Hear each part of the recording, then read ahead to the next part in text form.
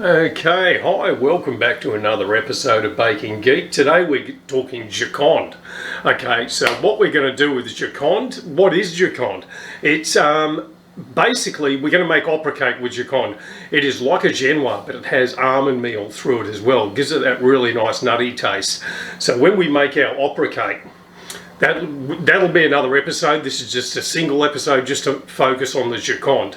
Okay, so what I'm going to do a bit of a bastardized version of Jaconde just to make it simpler for a lot of people. Okay, so I'm retrofitting a genoise recipe and turning it into a Jaconde basically. So a genoise is the basic French sponge, and we're just going to add almond meal to it basically, and that's how it's going to be. All right, okay, it's going to end up really good. Trust me, I've developed the recipe myself. Okay, so it's going to work. All right, stay with me. All right. Okay, so today we're testing out my brand new mixer. I haven't had that on the camera yet. Before I had my smaller one. This one has a warming bowl. Okay, so normally what I would do is heat up my eggs and sugar on the stove. I'm going to toss it straight in the bowl today, and we're going to hit the go button, and it's going to do the job for me apparently. Can't wait to see how it works. Anyway, like I said, it's a brand new mixer. I'm going to flash the recipe up on the screen, so there's not much need for me to talk about it apart from what stage you should be doing what. Now what we're going to do is we're going to bake some sheets off. It's not going to be a tall cake at all. It's going to be little thin sheets of Jaconde.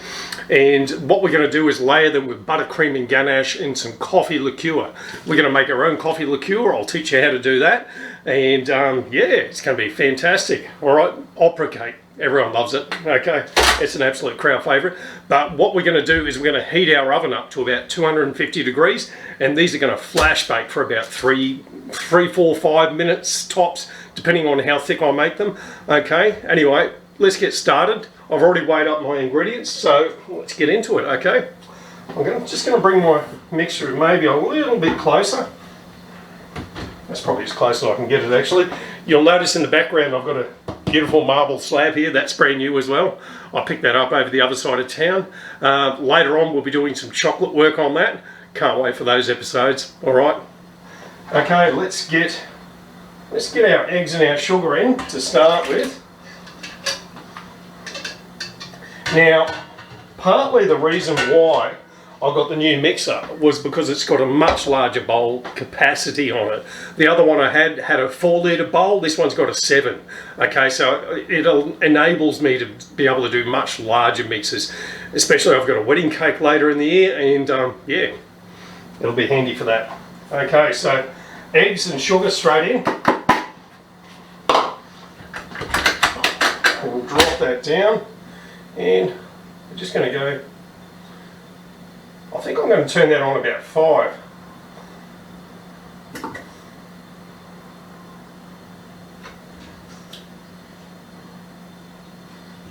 Right.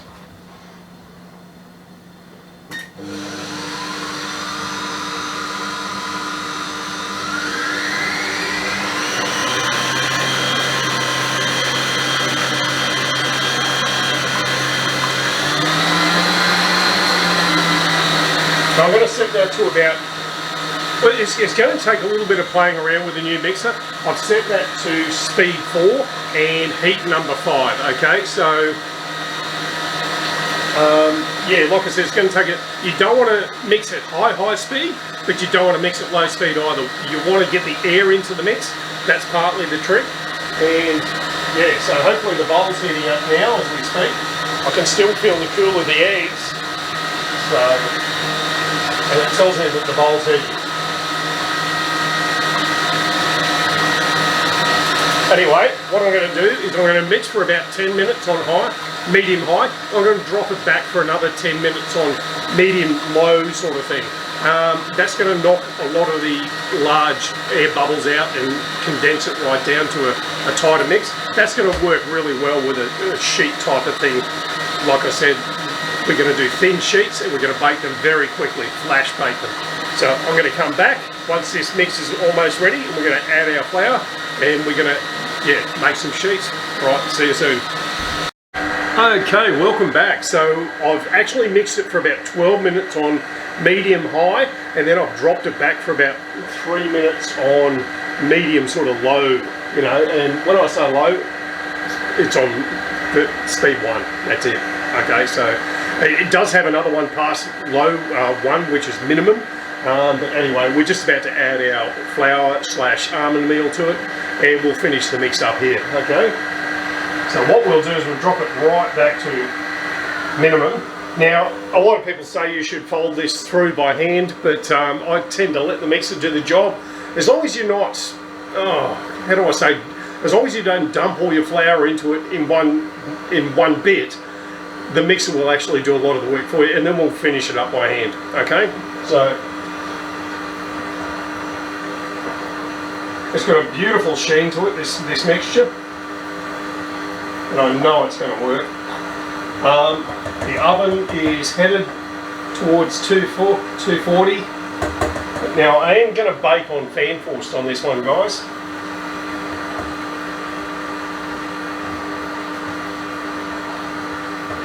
And the machine is doing a really nice job of folding that through at just the right speed.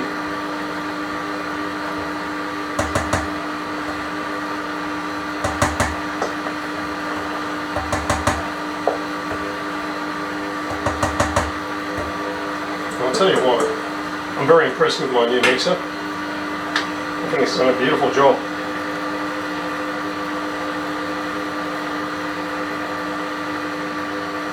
And I'm going to call it quits now.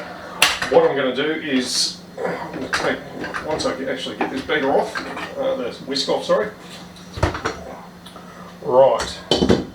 This one you can just grab the whisk itself and just using a folding motion, just fold the last of that through.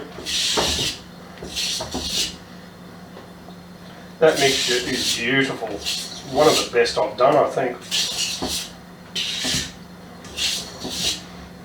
You can really smell the eggs in that. That's gorgeous.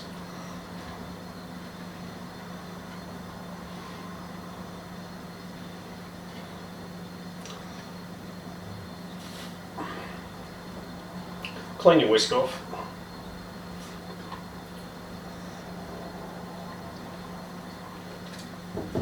Okay, so we'll get rid of that and wash the hands.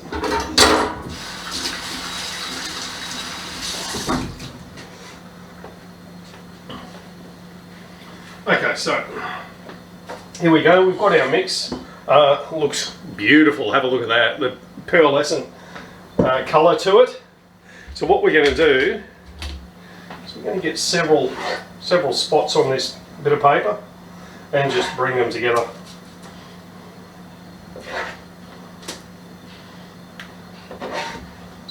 I'd say that's about right. You want them fairly thin. Can you see that, guys? Okay, bring it closer, bring it further away. I might actually have to just adjust the camera angle at this point. Okay, there we go. Alright, so what you don't want to do at this stage is overwork your mix. And I've actually probably added a little bit too much to it. I'm going to take some of that away because I do want these sheets fairly thin.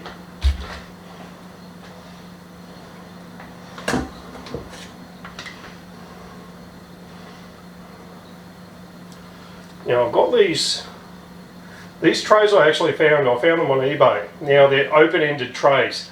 That's something you don't generally find, but I'm used to open-ended trays in the industry.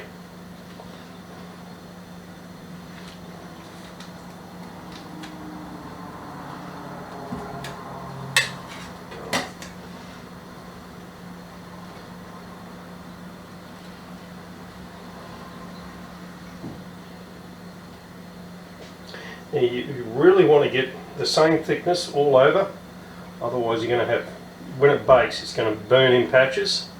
So what we do is we just test it like that, just to test the thickness in different spots. And I can tell it's a little bit thinner over here.